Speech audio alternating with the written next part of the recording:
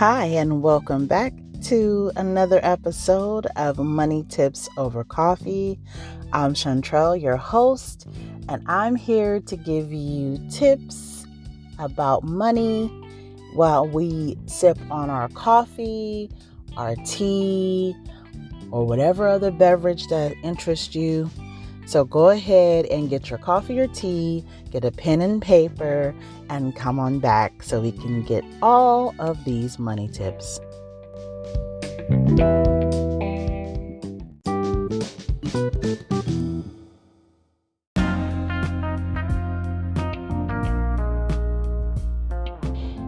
All right, so welcome back, and I want to talk to you today about what if someone steals your identity or your child's identity? What do? What happens? What are the steps that you need to take to make sure that this doesn't happen to you again? And what is it that might have made someone take your identity or steal your identity? So let's answer that question first. Someone might have taken your identity from when you may have applied for a loan, or you applied for school or a credit card, and they see, oh, this person's credit or whatever is good. I can go ahead and use this to my benefit. I can use it to get my own credit or apply for my own loan, or some people have even used other people's information to purchase homes. Okay. So there's many ways that they can get your information. They can get it, like I just said, if you go to apply for things. They can also get your information from, sadly, they can get it from the school district. In my situation, the school district has been hacked. Their computer system has been hacked, and someone went in there and took children's information.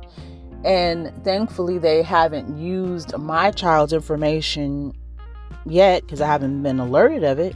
But they can do it, and it's not safe for our children. It's not safe for us, and people are taking people's information on a regular basis, especially in these hard times. Never put it past anyone to want to use you or use your information to benefit for themselves. That's just how it is these days, and it's crazy out here, and it's so be careful. So now I've told you how they can get the information and what they might do with it. Let's talk about how to rectify. Let's talk about first how to set up a control. I'm an auditor, so I'm going to say a control or set up a thing that will possibly deter them from getting your information ahead of time. These are things that you can do ahead of time to set yourself up so that the identity is not stolen, or it's a small chance for it to be stolen. First things first, you go to the IRS.gov website and set yourself up an identity protection PIN. And I did a whole YouTube video on that. It's only a couple of minutes, maybe about 8 minutes or so. And I will go over to my YouTube channel, The Financial Spotlight, and you can watch the video. But in summary, if you go to the IRS.gov website, you want to try to request an identity protection PIN. And this is going to protect you from people using your information, your children's information, your spouse's information to file a fraudulent tax return. People do it all the time. I have multiple tax clients that have had this happen to them in various ways. So it's very important to set yourself up ahead of time. Don't wait until something happens. Do it ahead of time. Yes, it's probably a pain because you're going to have to do it every single year. You're going to have to request this PIN every year. You're going to have to make sure when you go file your taxes, or when you file your taxes yourself, you have your PIN and you use it to file. But I'm telling you, it's going to protect you, especially if you get a tax refund every single year. Yeah, you want to go and file this because you want to make sure you get one of these, because you don't want someone using your name to get taxes or tax refunds and that you didn't approve it. The next thing that you can do is set up a lock on your social security number with all of the credit bureaus. And you can also do this for free every single year. So you renew it annually. And that will prevent people from using your social security number to get credit. So you would need to contact the credit bureaus, Experian, Equifax, and TransUnion to set this up. And they will be more than happy to help you. It is free. And they should be able to tell you exactly what the steps are to take to set this up. The third thing you can do ahead of time is change your passwords and your logins and things regularly. Don't just sit up and have the same password. I know. Everybody wants a password. Everybody wants a freaking login. I'm so tired of it. I know. But it's going to help you. At my job, I have to change my password every 90 days. And it cannot be the same or the same type of password that I have had in the past, however many they go back 3 years, 2 or 3 years, I think. It can't be the same. So I got to keep on thinking of new things to come up with for a password. But they do that to protect their system. So protect yourself. Change your passwords every couple of months or so, or every 6 months. Rotate them. Do a change of maybe what I do to protect myself. I actually will report my credit cards or whatever, debit card, all the stuff. I will report those lost or stolen so that I can get a new one. And I do that because I want to make sure that I'm rotating my information. We put our numbers in all these systems.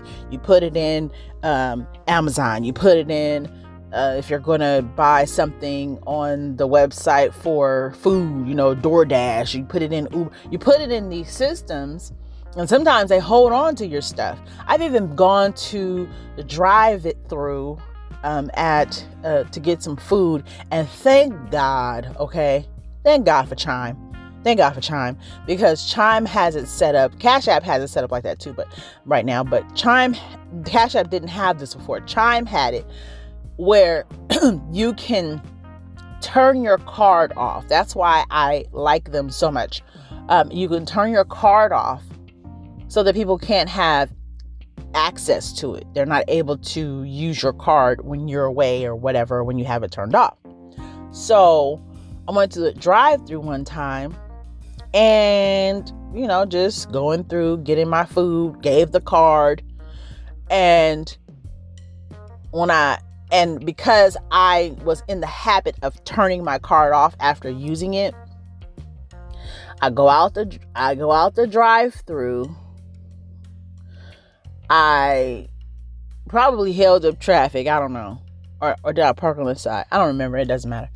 I turned my card back off, then went to my destination, wherever I was going. About maybe 30 minutes later, maybe an hour. I don't know how soon it was. I get an alert on my phone that says someone tried to use my card to buy $400 to $500 worth of some type of fitness stuff. First of all, I was like, what the heck? Where did I, and I had just used that card at that drive-through. And I later found out that not only that drive-through, but other drive-throughs were taking pictures of your cards and using them later to purchase things. Like, so when you go and give it to the person in the drive-through, don't sit up and be suspicious of everybody, but I'm just saying, when you go and give your card to the person at that drive-through, right, and they take your card, they're taking a picture of it? The heck? Are you serious right now? So they took a picture of my card, I guess, and then they used my number later, but thank God it was locked. Anyway, I said all that to say, change your stuff regularly so that you will protect yourself ahead of time. Okay? But this podcast is supposed to be about what to do if someone has already stolen your identity or your child's identity. Now what are you going to do? Okay. First things first, you're going to get a police report. So, as soon as you find out that your identity has been stolen, get a police report. Call your local police station and just let them know, not 911. You call the number, whatever the local number is, and you just let them know, hey, my identity has been stolen. Somebody tried to get a credit card in my name or an account or a loan or whatever the case may be, whatever happened, let them know. Okay. Once you get a copy of that police report, keep that in your files because you need that. That date is going to signify the date that you're going to make sure that if somebody from that date on is able to establish credit, is able to go into your accounts, is able to buy things, is able to do anything with your name, that police report establishes that's the date after that. I mean, from that date on, you have no responsibility for that action. Okay? All right. Now, after you do the police report, then you're going to contact your Federal Trade Commission. That's the FTC. You can either contact them on the internet. It's identitytheft.gov. So identitytheft.gov. Or you can call them on the phone number. If you have your pen and paper ready, I told y'all to get a pen and paper ready, you remember? Okay. It's 1-877-438-4338. You're going to contact them and you're going to let them know that fraud has happened on your account and they need to put a fraud alert on your account. That's very important because you don't want people to be able to continuously use your information to get tax returns or credit cards or whatever it is. Second, you're going to request all of your credit reports immediately. You need to know how long this has been happening, what's been going on, and the number to request all 3 of the credit reports from TransUnion, Equifax, and Experian is 1-877-322-8228. 1-877-322-8228. Okay, now you've done those 2 things. Next, you want to set up a lock on your social security number with each of those credit bureaus separately. And they should do it for free. Renew it annually. You're going to have to contact them directly though. So go online, research and find out what the number is, or if you can do it online, to Experian, Equifax, and TransUnion. Tell them that you need to do a fraud alert, put a fraud alert on your account, that they will freeze it for you. And that is annual. Okay.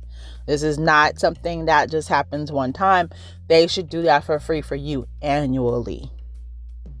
Now, the problem with the freeze protection is if you go try to apply for something, before you go try to apply for something like a car or whatever have you, you're going to have to contact them ahead of time and release that freeze or remove that freeze. Let them know, I'm going to go purchase whatever have you. Remove the freeze temporarily. Go get whatever it is you're going to go purchase on credit, or you're going to get a credit card, whatever it is you're doing for your credit. And then call them back and put the freeze back on after you've been approved for whatever it is that you're applying for. This is very important, because if you don't, and you go out there and you try to get something under your name, you're not going to get it. They might even call the police and say this person is trying to commit fraud. You never know. So make sure that you remove that freeze off of your account before you go try to purchase something new. Okay. So I've told you 1, 2, and 3. Let's see. The next thing you need to do is, I already talked about getting the PIN, but if you haven't already gotten the PIN, you need to get a PIN number. So with the irs.gov, you get an identity protection PIN number, and you will not be able to file your taxes without it.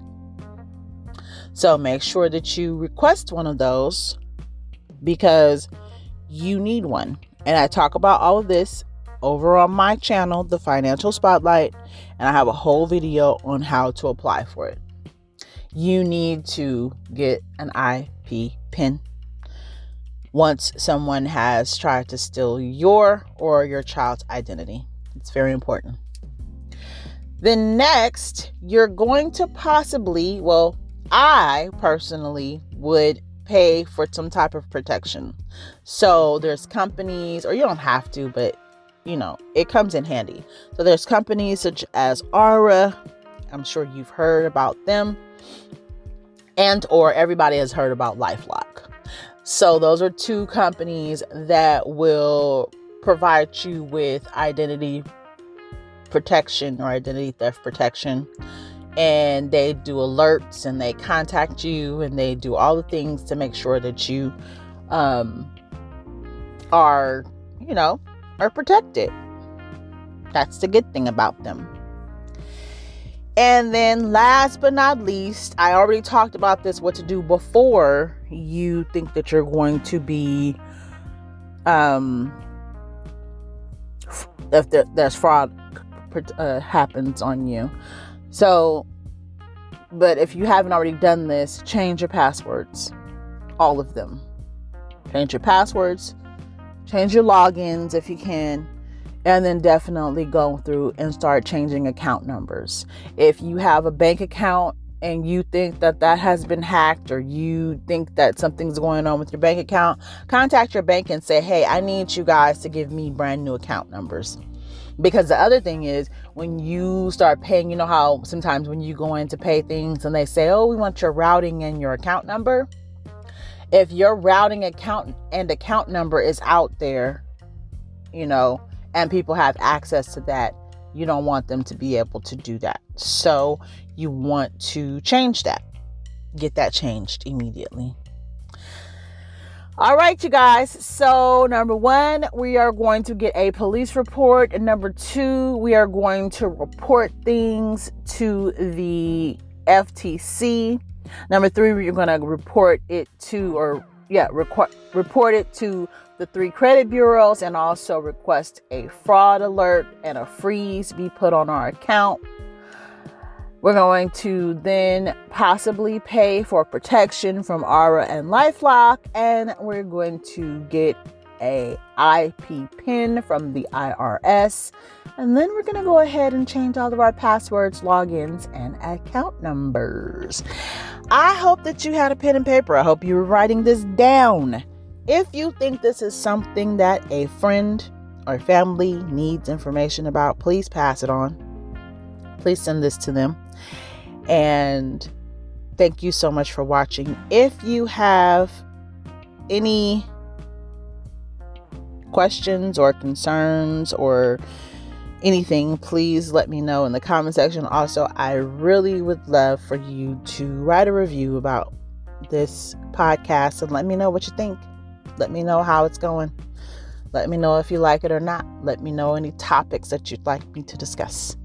All right. Thanks for joining me on the Money Tips Over Coffee, and have a great one. Bye.